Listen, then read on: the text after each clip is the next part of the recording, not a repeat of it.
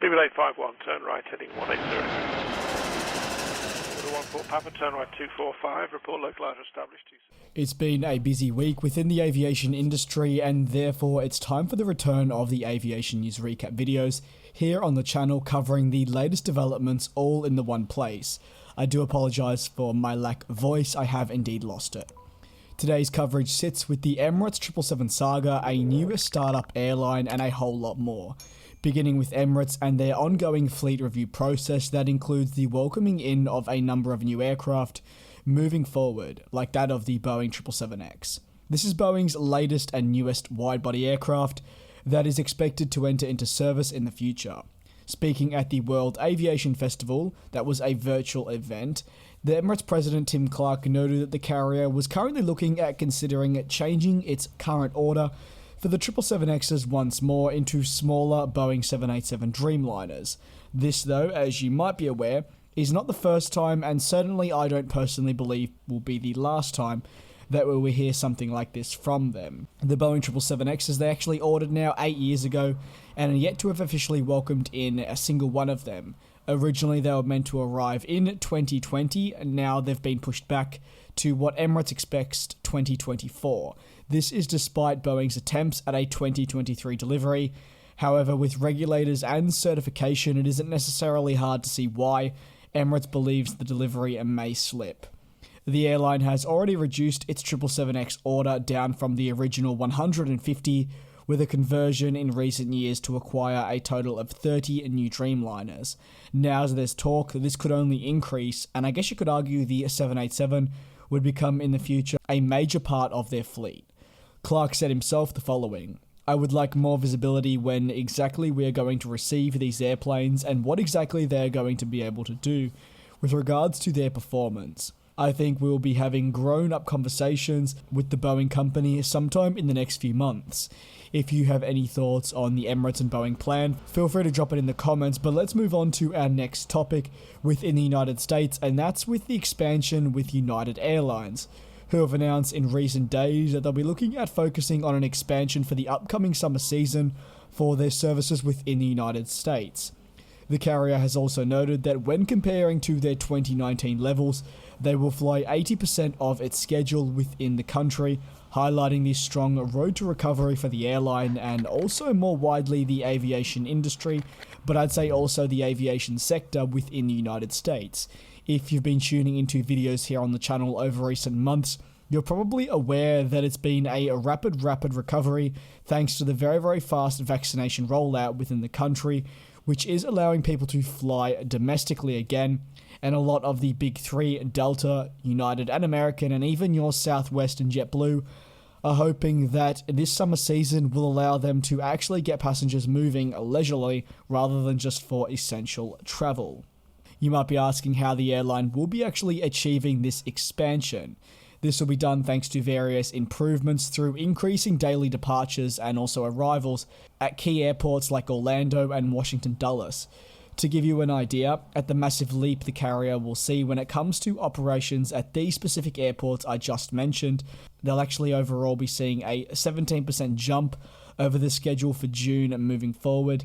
Specifically, they will see over 480 departures at Orlando, while they'll see more than 220 departures out of Washington Dulles on a daily basis for their July schedule onwards, which is really that busy summer season that I talk about. Now, Iceland's newest carrier, known as Play Airlines, is moving forward with a launch this coming summer following a major breakthrough which has allowed them to secure their operating certificate, launch routes on their website that can be booked, and much more. Let's take a look though at this new carrier thanks to all the abundance of information that has recently been revealed to us. The airline is set to be a low-cost unit that will be launching this coming year.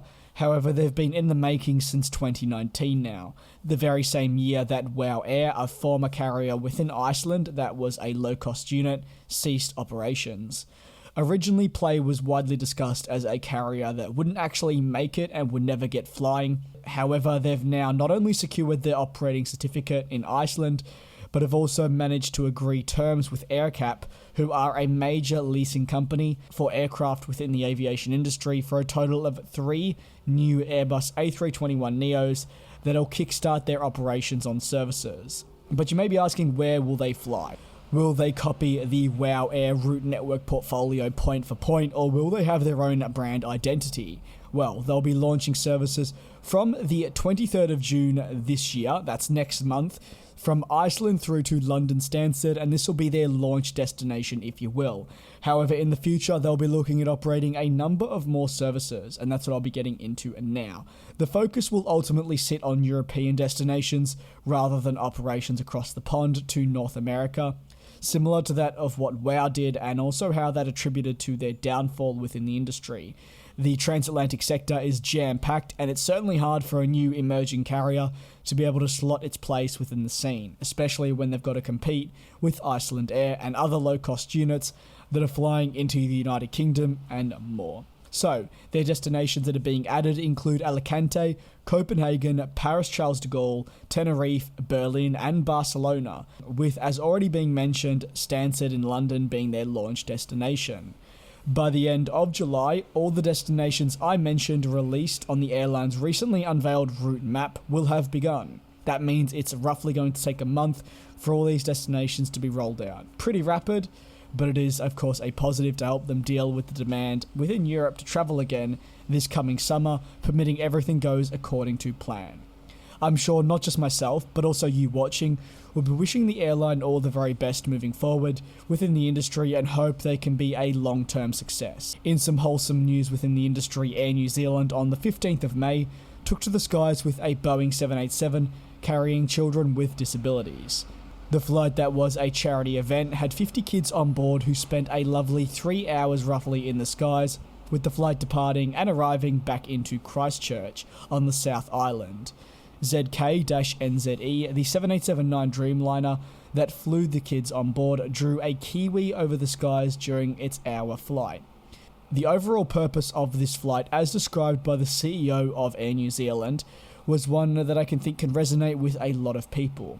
The flight basically is giving the kids the opportunity to experience the miracle of flight and planes as well, when otherwise they may not be able to, or may have never been in the past able to step foot on board the aircraft for various different reasons.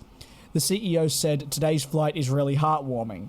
Some of these kids have never boarded a plane, so we wanted them to experience the excitement of flying, and our team today is our little hero, pulling out all the stops to have a magical experience." I think for all the bleak times within our industry and for all the sadly negative stories, this is something that is needed in this world. And of course it needs to be a focus in today's video to give it a bit of a wholesome factor and something to make you smile. That's going to conclude today's aviation news recap. I do once again apologise for my voice in this video. Hopefully it wasn't too annoying, but I have indeed lost it. I am not sick, I've just sadly lost my voice. And hopefully in the coming days it will return back to normality, but naturally I don't want to be leaving you without an upload for a day. It's something I always strive to achieve. With that being said, thank you so much for tuning in, and I will see you next time.